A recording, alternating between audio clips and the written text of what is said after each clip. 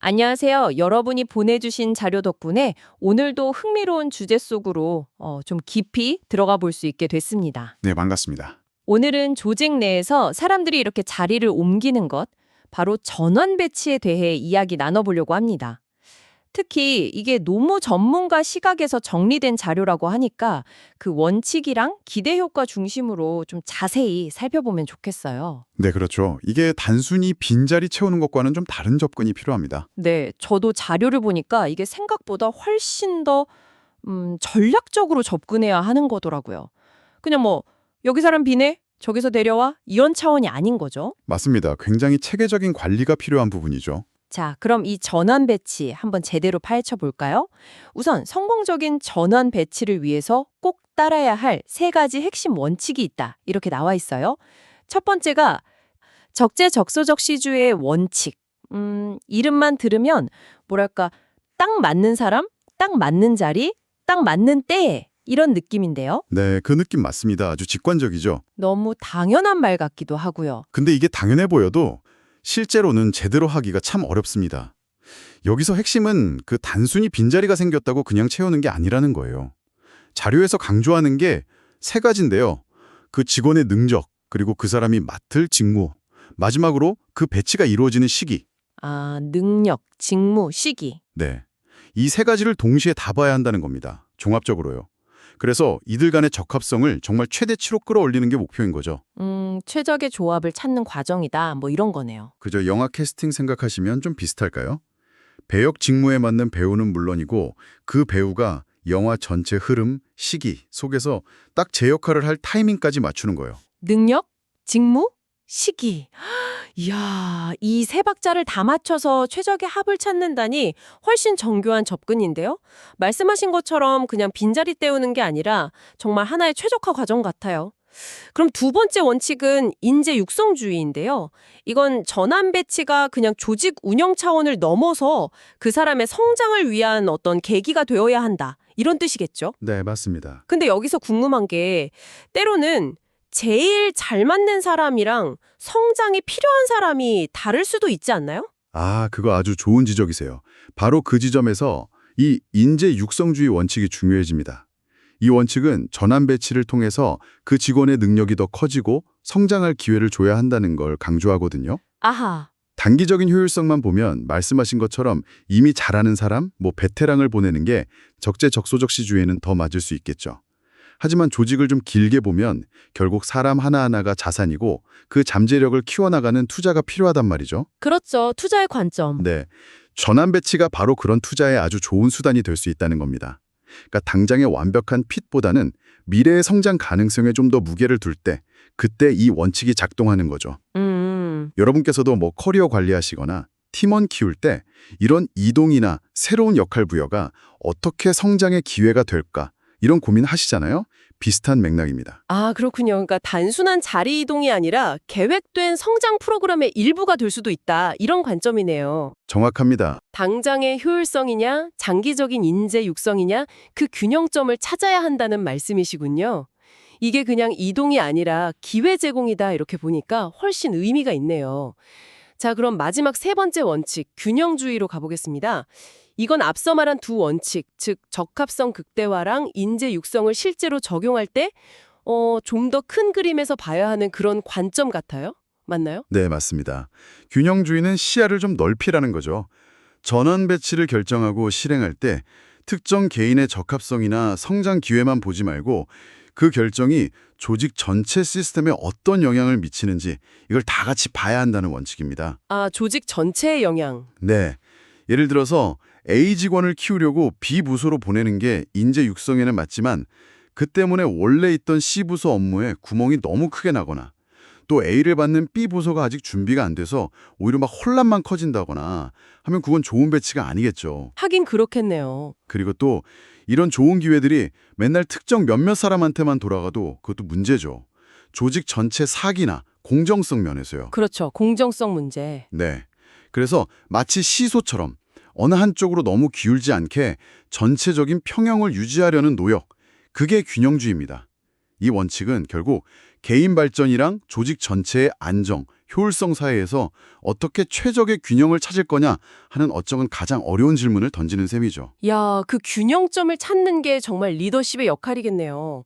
섬세하게 조율해야 하고 맞습니다. 거기서 리더십과 조율 능력이 중요해지죠. 어느 하나만 너무 강조하면 부작용이 생길 수 있겠어요. 확실히 세 원칙이 연결되어 있다는 게 느껴집니다.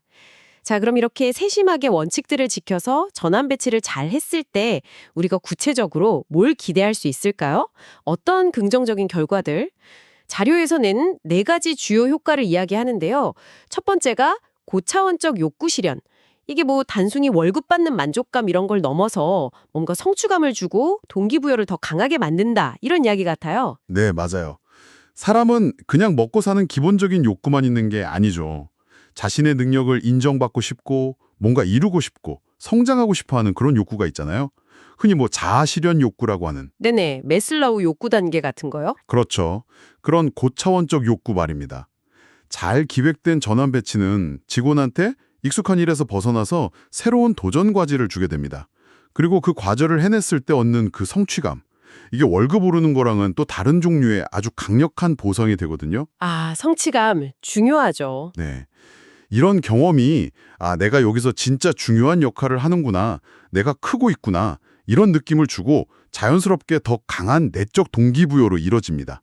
이렇게 스스로 동기부여된 직원들은 뭐 시키는 일만 하는 게 아니라 업무에 더 몰입하고 창의적인 생각도 하고 주도적으로 일하게 될 가능성이 크죠.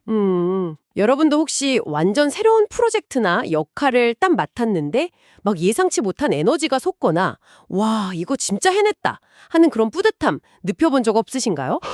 있죠. 네. 바로 그런 경험이 이 고차원적 욕구 실현의 좋은 예시라고 할 수 있습니다. 아, 충분히 공감됩니다.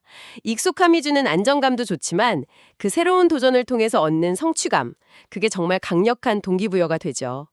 두 번째 기대 효과는 역량 진부화 방지입니다.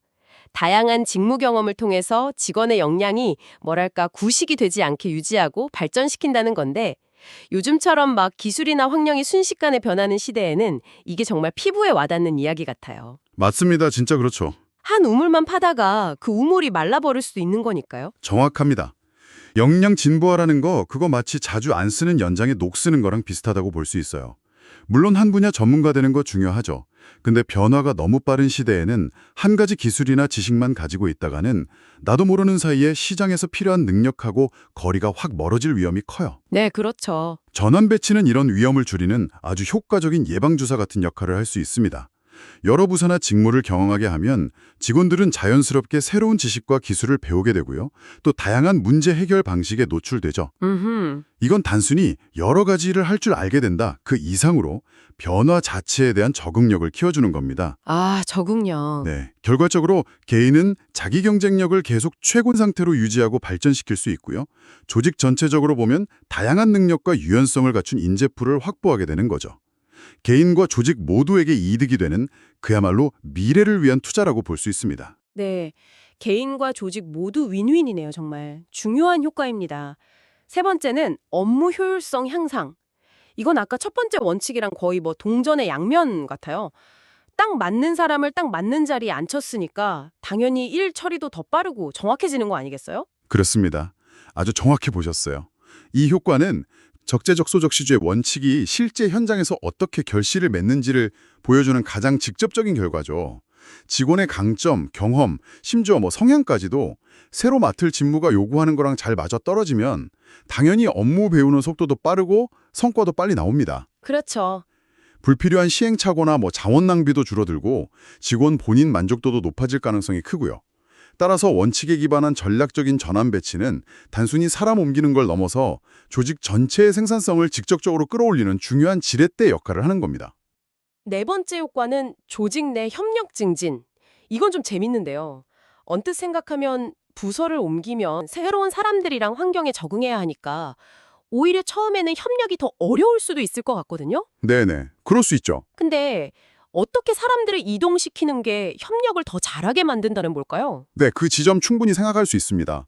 단기적으로는 분명히 적응 과정에서의 어려움이나 기존 팀과의 관계 변화 같은 도전이 있을 수 있어요. 하지만 좀 더 길게 보면요.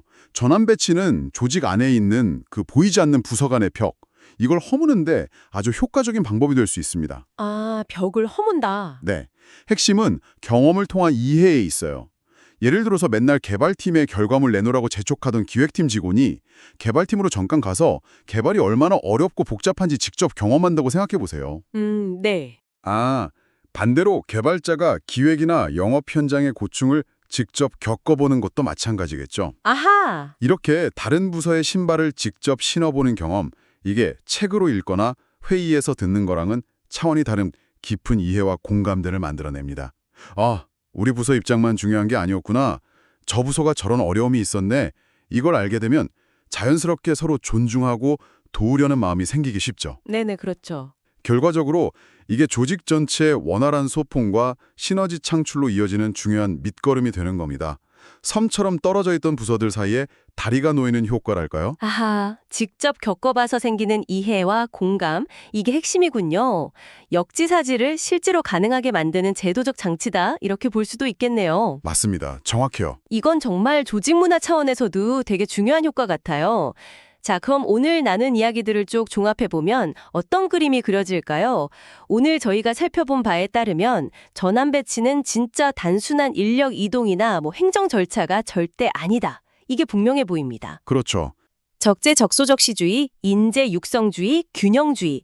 이 세 가지 핵심 원칙 아래서 체계적으로 설계되고 실행될 때 전환 배치는 한편으로는 개인의 성장, 그러니까 더 높은 차원의 성취감이라든지 역량 개발, 시대 변화 적응 같은 걸 이끌고 다른 한편으로는 조직 전체의 건강성, 업무 효율을 높인다거나 부서 간 칸막이를 없애고 협력을 늘리는 그런 걸 높이는 거죠.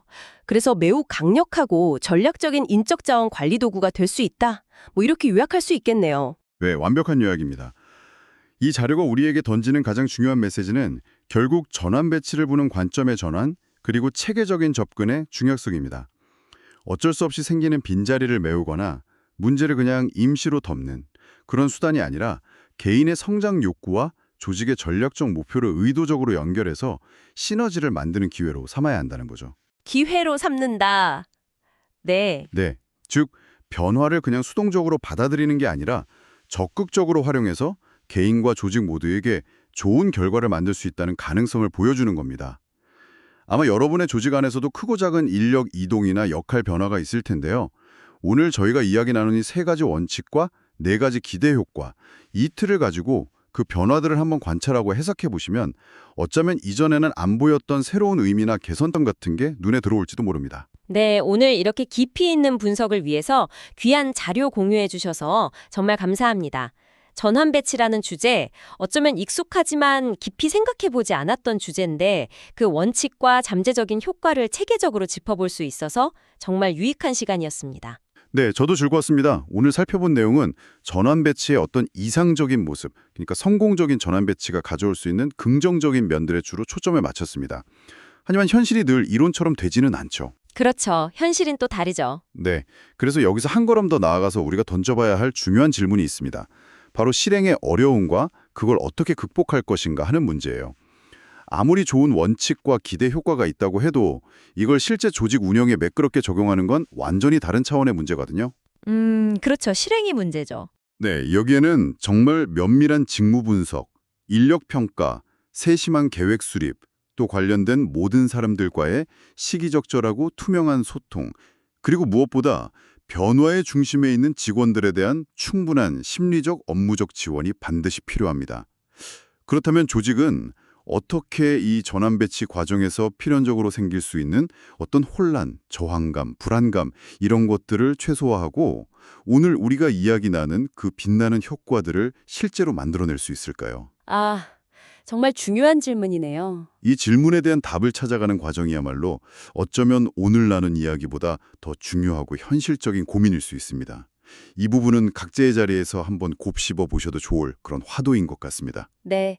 이상과 현실의 간극을 메우는 그 실행의 지혜에 대한 고민, 정말 중요한 마무리 질문이었습니다. 오늘 저희의 깊은 이야기는 여기까지입니다. 네, 감사합니다. 다음에 또 흥미로운 자료와 함께 여러분을 찾아뵙겠습니다. 고맙습니다.